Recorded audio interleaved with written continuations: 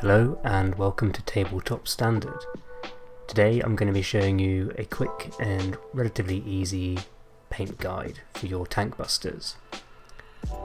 If you enjoy the video, don't forget to like and subscribe. Now when it comes to priming models, I tend to do a zenithal highlight. This has been spoken about a lot online recently, particularly when you're painting using contrast paints.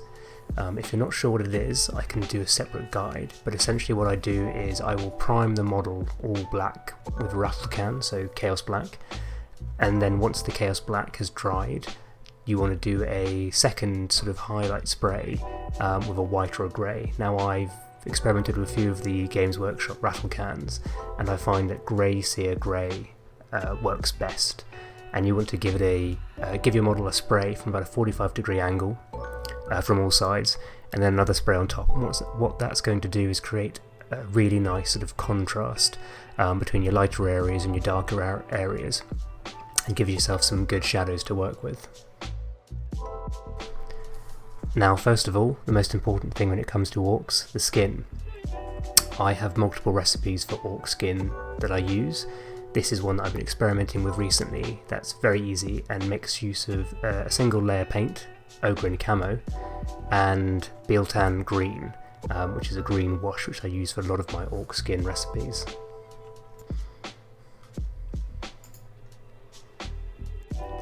Again, here all I'm doing is a really quick layer of Ogre and Camo over all the areas of exposed skin.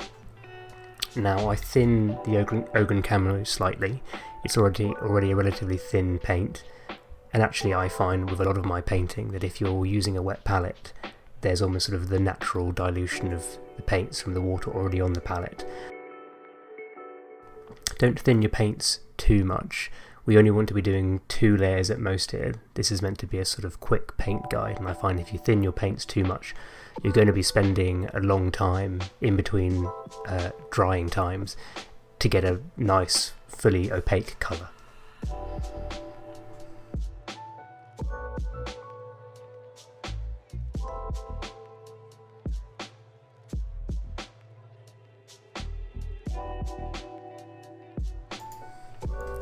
So once you've done your first layer of Ogre and Camo, be sure to let your model dry completely, and then just do the same again. Another nice thin coat, really building up that nice opaque colour. It's perfectly fine to make mistakes here. I find that if you thin your paint sufficiently, it's very easy if you go over the lines to use a bit of water on your brush and just rub off any excess paint. But again, by starting with the skin first, once you start using your other colours, if you've gone over any areas with Ogre and Camo that you shouldn't have done, often you can just cover those up with different coloured paint. So really try not to worry too much.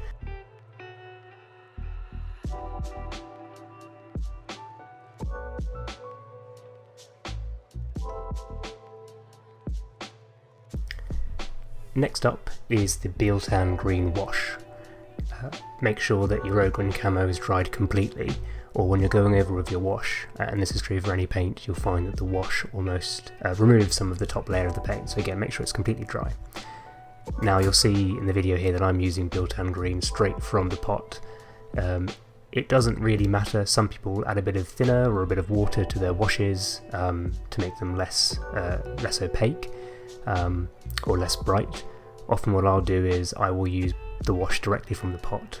And once it's on the model, you can always wet your brush slightly, so you can add a bit of water and just move the wash around on the model until it's the right consistency. You want to be making sure that you're getting good amounts of wash in between the recesses. Now once you've covered the whole model with your Biltan Green wash, leave it to dry, and if you'd like to, you could always end your orc skin at this point and you'd have a really nice green looking orc. However, if you want to add a few more details, what I often do is I'll go back to our first colour, so our Ogre and Green Camo, and what I'll do is I'll add a little bit more water to my wet palette and really thin down that green paint till it's even the consistency of a glaze, and just work that glaze over the raised parts of the muscles, almost like a highlight. We're painting skin here, so it should be quite a subtle transition, so before the paint dries, often it won't even look like you've added any extra paint, but once that glaze dries, you create a really nice skin effect.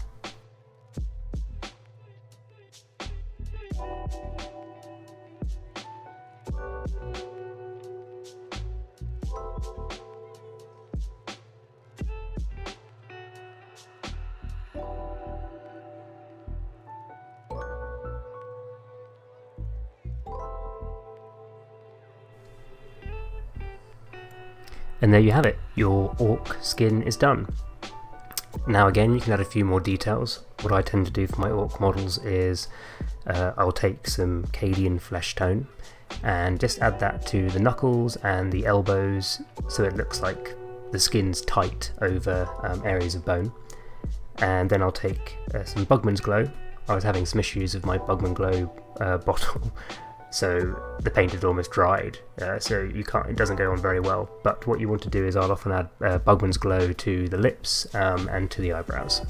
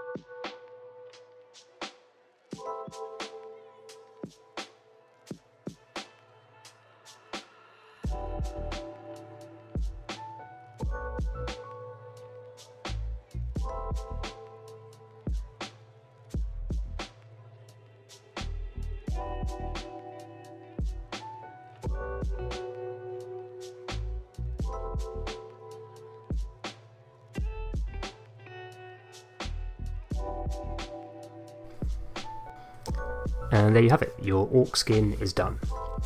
So next is moving into blocking in some colours.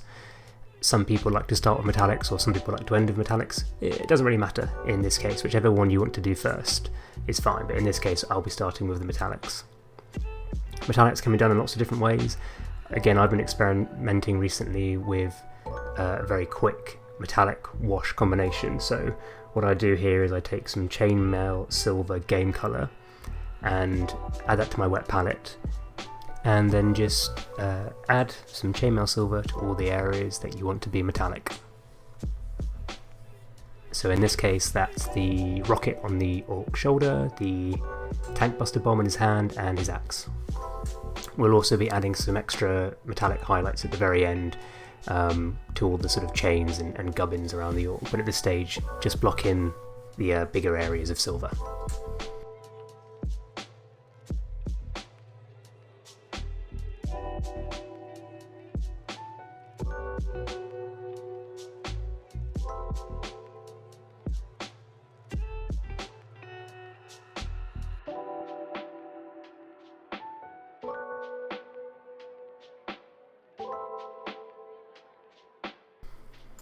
Next up, we'll be painting the trousers and the wristbands. In this case I'm using Heavy Violet by Game Colour, which is one of my favourite purple colours.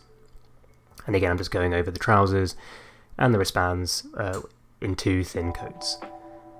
The beauty with orcs I find is that you don't need to stick to a really cohesive paint scheme. If you want some of your orc models to have different colour wristbands compared to the other ones, that's absolutely fine. But in this case I'm using Heavy Violet for the trousers and the wrists.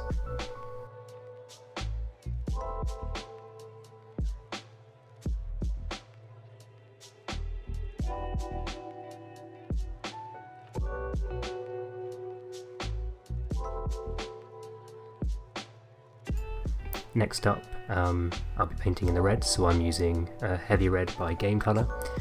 And again, just two thin coats. In this case I'm painting the shoulder pads and the orc sort of jaw armour, a nice red colour.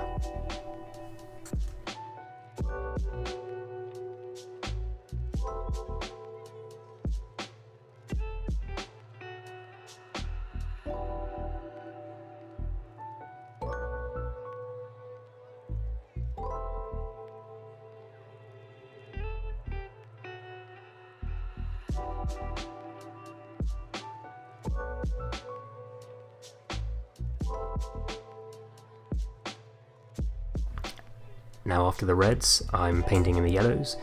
I'm using gold yellow by Game Colour. Initially I think about painting the orc's helmet yellow, but then I decide actually that I'd rather have it heavy violet. Now people often sort of worry about painting yellow and really struggle with it, which is again something I've struggled with as well. I think my major tips for painting yellows is you want to have a really good sort of base priming coat.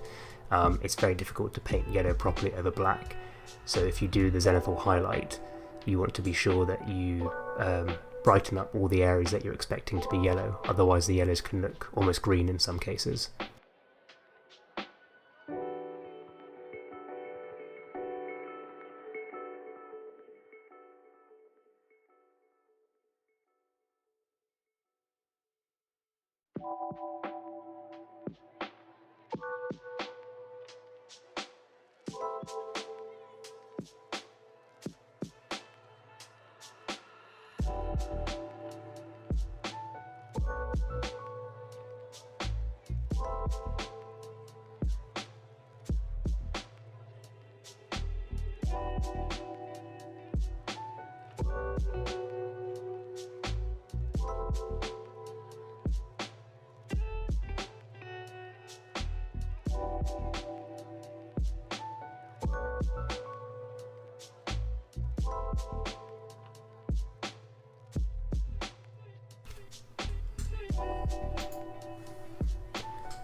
Now we're coming to the final few colours, so I'm now using Cygor Brown, which is a contrast paint for the handle of the Orc axe, but any dark brown colour will do.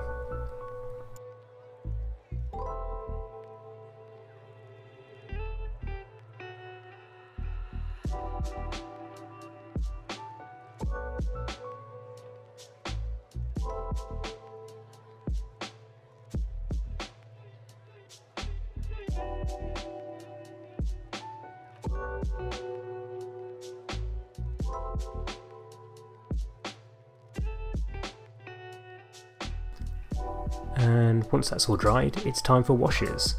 So I'll be using two different washes. For most of the model, I'll be using Agrak's Earthshade, which is one of my favourite washes. What I tend to do is, again, similar to the Biltan Green, is go directly from the bottle, and I'm just colouring all the areas of colour, so the Orc armour, the shoulder pads, the helmet, and the trousers and the legs. I apply it directly from the bottle.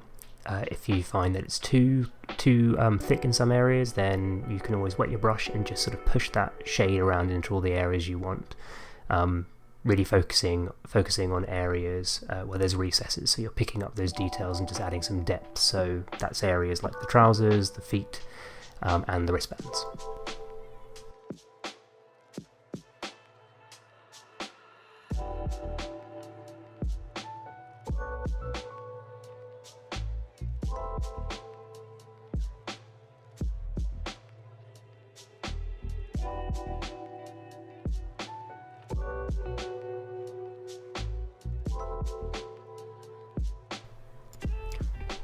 After that, it's time to do some work on the metallics. In this case I'm using a dark brown wash by AK Interactive, I think is what it's called. Really love this wash, but it gets everywhere. It's an absolute pain to clean off things, so and I've had some issues with the bottle where the wash is just sprayed everywhere, so be really careful with it. I tend to use a separate brush for these sorts of washes because they can really destroy the bristles, so be sure not to use your best painting brush, and I often just find having a dedicated brush for these sorts of washes is the best idea. Now I'm just covering all the areas of metallic with the dark brown wash, and I'll leave that for probably about 10 to 20 minutes just to dry slightly, and once it's dried, using a tissue or a Q-tip, I will just rub some of the wash off, and I find it leaves a really nice sort of rusty effect.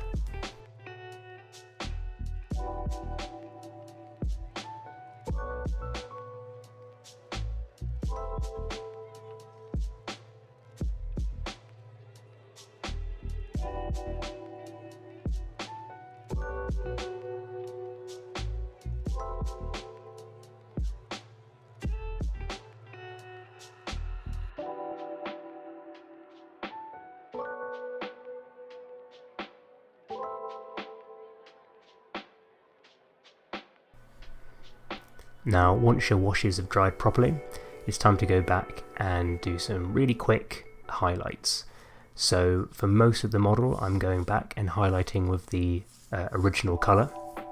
So that's the heavy violet for the trousers and for the helmet, and gold yellow for the areas of yellow. For the reds I'm using Evil Sun's Scarlet and just adding some sort of small highlights on the sides just to add some depth. Again, not totally necessary. If you're painting tons and tons of Tankbustas, this step could definitely be missed.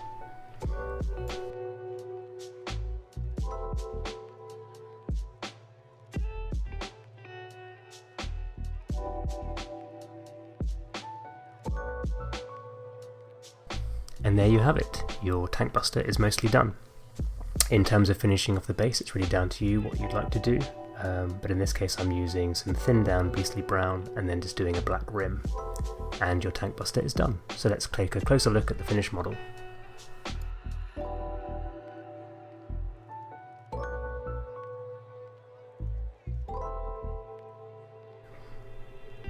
Again, if you enjoyed the video, please be sure to like and subscribe, and comment below on any other paint schemes you'd like to see.